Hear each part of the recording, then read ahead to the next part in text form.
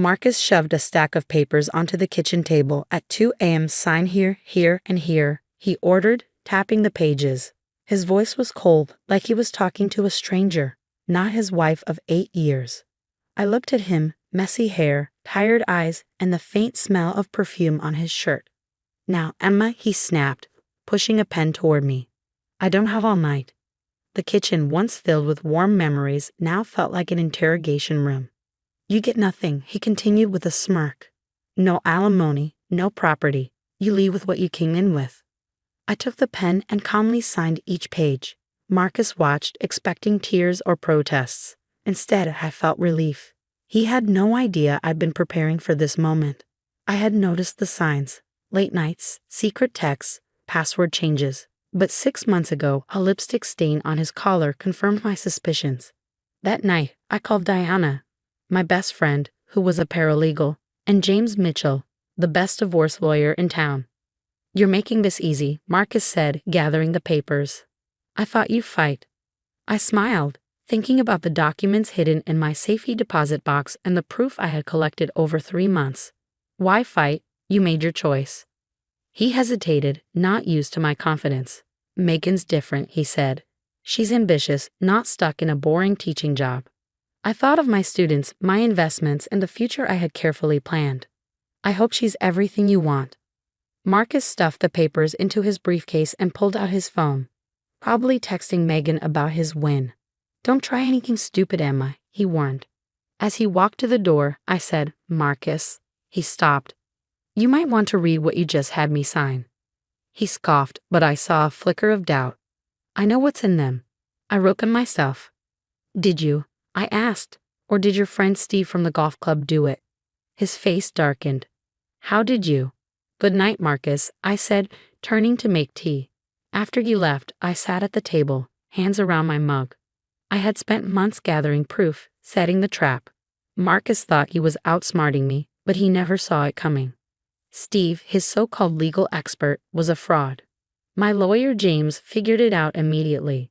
Those papers Marcus forced me to sign, they weren't what he thought they were. I sent 2 texts. To Diana. It's done. He took the bait. To James.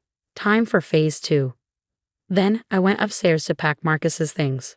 By morning, he would realize the truth. But tonight, I smiled, knowing he had just signed away everything, without even reading the fine print. The first call came at 7:15 a.m. I watched Marcus's name flash across my phone screen as I sipped my morning coffee on the porch. 4 calls, straight to voicemail. Then the texts started. What did you do? These aren't the right papers. Answer your fate only. I set my phone aside and watched the sunrise, thinking about the exact moment Marcus would be realizing what he'd done. The divorce papers he'd had me sign weren't divorce papers at all. They were documents transferring all our joint assets into my name, along with a sworn statement admitting to his infidelity and financial misconduct. Deanna arrived at 8 a.m., right on schedule. How are you holding up? She asked, setting her laptop on the kitchen table.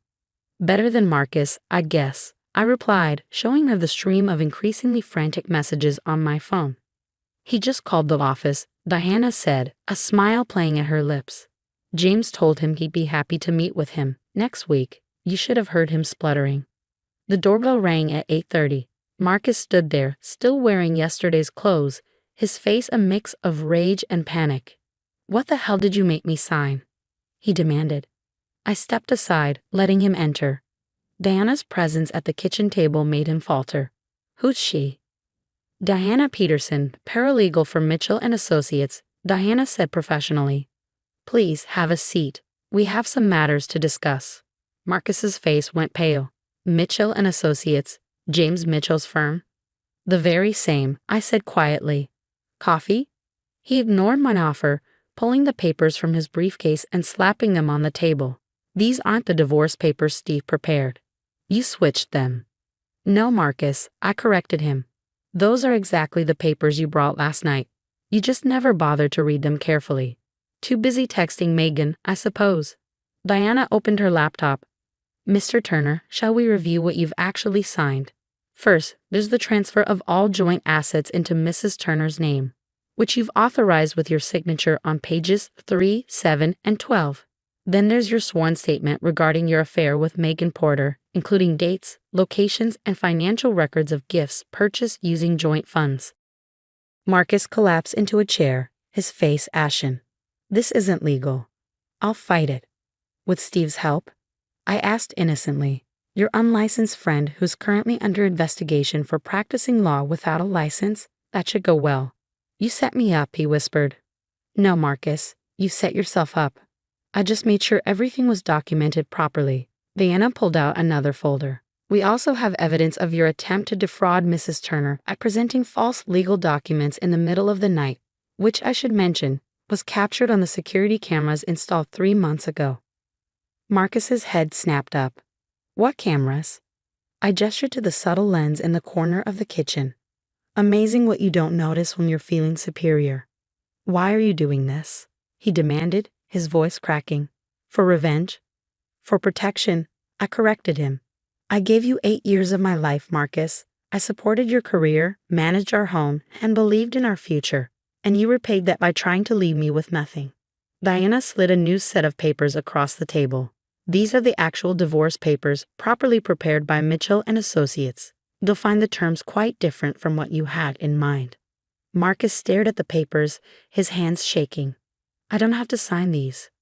True, I agreed.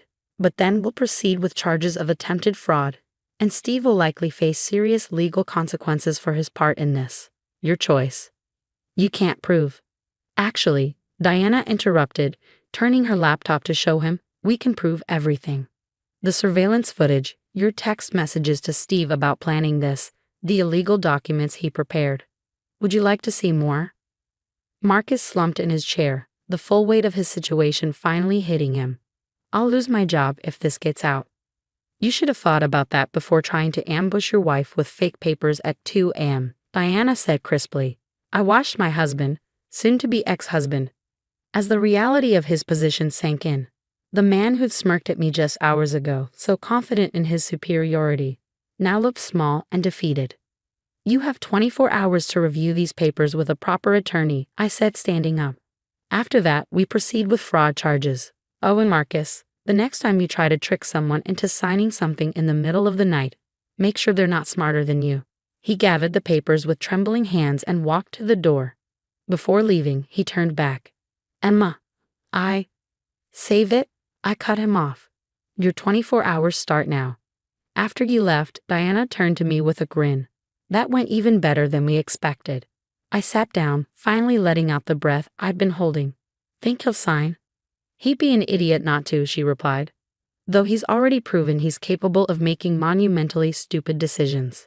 I picked up my phone, now silent after hours of constant buzzing. The last text from Marcus simply read, You've changed. No, I whispered to myself. I just stopped letting you believe I was less than you. Marcus signed the papers exactly 23 hours and 12 minutes after leaving our house. James called to inform me while I was grading papers in my classroom after school. He tried to negotiate, James said, amusement clear in his voice. But when I mentioned the video footage of him trying to coerce you into signing fraudulent documents at 2 a.m., he became remarkably cooperative.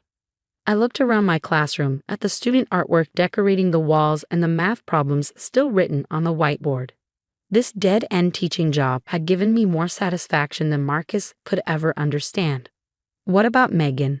I asked, thinking of the young intern who'd fallen for Marcus's promises. She was quite interested to learn she wasn't the first, James replied. Apparently, her documentation of his previous affairs was quite thorough. She's already cleared out her desk at the office. That evening, Diana came over with a bottle of wine to help me pack up the last of Marcus's things. Have you heard about Steve? She asked, carefully wrapping a photo frame. Is Golf Buddy the fake lawyer? No, what happened? The Bar Association is investigating him. Turns out you weren't the first person he tried to scam with fraudulent legal documents, but you were the first one smart enough to catch him. I sat down on the couch, thinking about how differently things could have gone if I hadn't noticed that first lipstick stain, if I hadn't made those crucial phone calls, if I had remained the passive, accommodating wife Marcus thought I was. You know what's funny? I said, twirling my wine glass. Marcus always claimed I was bad with details. Said that's why I was just a teacher instead of someone ambitious like him. But it was the details that brought him down. A week later, I received an email from Marcus's company.